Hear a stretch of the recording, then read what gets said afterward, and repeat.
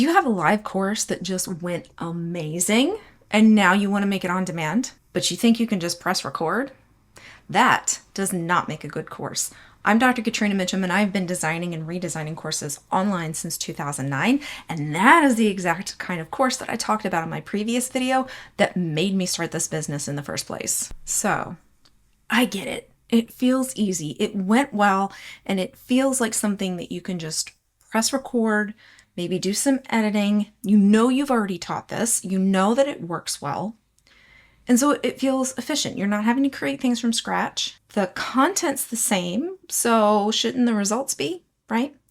That's not right, though. The context of the learning experience completely changes when you move it from what's called a synchronous experience. So that's when we are in the same space at the same time, even if it's online, to an asynchronous experience. And that's what an on-demand course is, because we're in different spaces, different times, doing things, right? So the big difference between those two things, between the live synchronous and the on-demand asynchronous, is accountability looks and feels different. The live has the scheduled sessions. Those act as accountability for actually doing the things. There's peer pressure that comes with showing up in front of other people and saying, I didn't do it, right?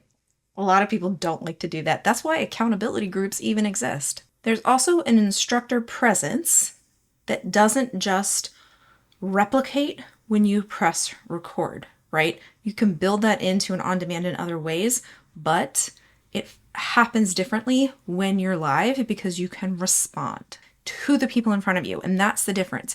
If you record yourself responding to other people, even if they have the same question, on-demand folks are going to be like, that doesn't work. In your on-demand class, they log in and they do the thing whenever they feel like it, or more often than not, they don't feel like it because they don't feel motivated enough, right? Accountability is harder to do on demand, not impossible, just it has to look different. Having questions. So in a live course, they get to ask questions and have them answered. That means that any confusion gets addressed immediately, right? They can get clarity just by showing up and asking the question. On-demand courses, if there is confusion, they stop. It becomes a barrier. So there's a lot more work that has to go into an on-demand course to remove any potential confusion, right? If you think about when you run your live course, different people ask different questions at different points. Now, some of them are predictable, right?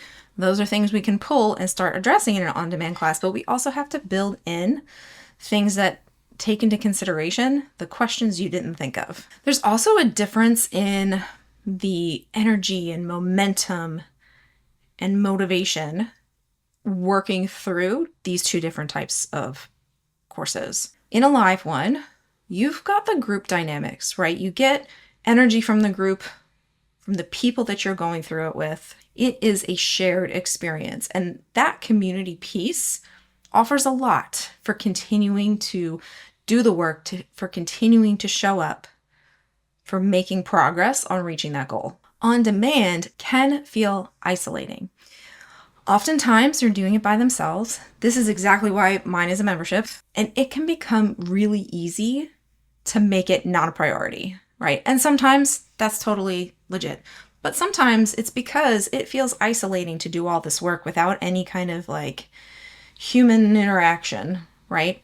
You can build things in that make it so that people are more likely to continue doing the work no matter how much by themselves they are. But those things look different. The pacing is also different. In a live group, you are in control of the pacing. You determine what happens when, and everybody moves through together. When things are on demand, your client chooses the pace.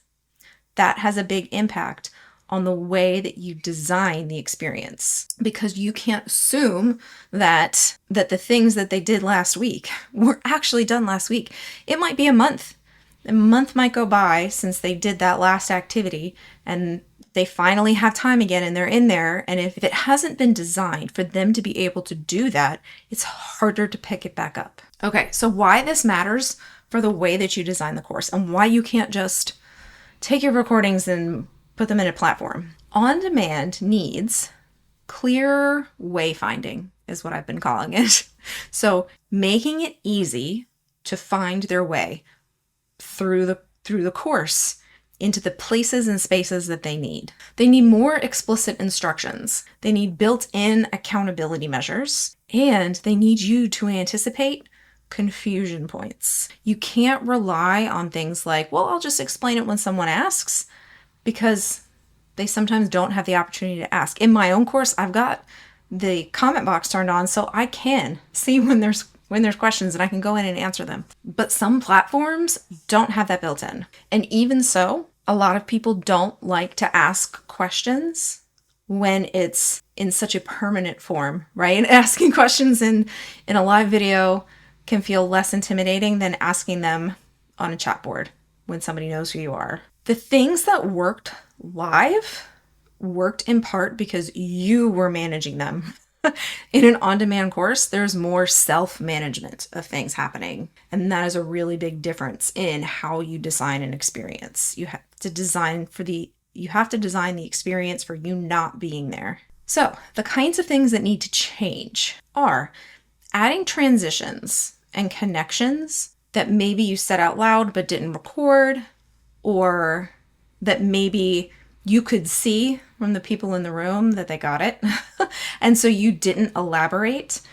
When you're moving to on-demand, you need to elaborate. You need to build in the why you're having them do something, because when they're doing it by themselves, they're going to be less motivated, right? There's no group to hold them accountable. They'll be less motivated. But if you connect what they're doing to the other things they've done, the other things they're going to do, and how it helps them reach the goals, then they're going to be more likely to take that step. You need to have progress tracking so they know where they are and how close they are to reaching the goal, so that all their work is being recognized. You need to create check-in points or milestones, even if these are like self-reported things like, hey, I did this. You'll need to address frequently asked questions proactively in the content, in the activities that you're building. And the activities that you're building need really explicit instructions, right? So if you were having folks live doing a reflection, you might need to add additional reflection prompting if you're not there live. The other thing that you can do is a hybrid model, right? Like everybody is like, it must be this or it must be that, but you can have a supported on demand. So that means that the content and the activities can be on demand, but add things like office hours or an asynchronous question and answer form or a community to support them going through the content. And this gives the flexibility of on demand so they don't have to be there, but also some of that structure and accountability that goes missing, right, from the live. Trying to figure out if your course should be live, on demand, or somewhere in between. Subscribe to my newsletter, Cut the Crap. Link is in the descriptions. I send out bi-weekly action items that help you make better course design decisions. In next week's video, I'll be covering why you should not be recording every single video before you launch your course. If it's not there, it'll be there next week.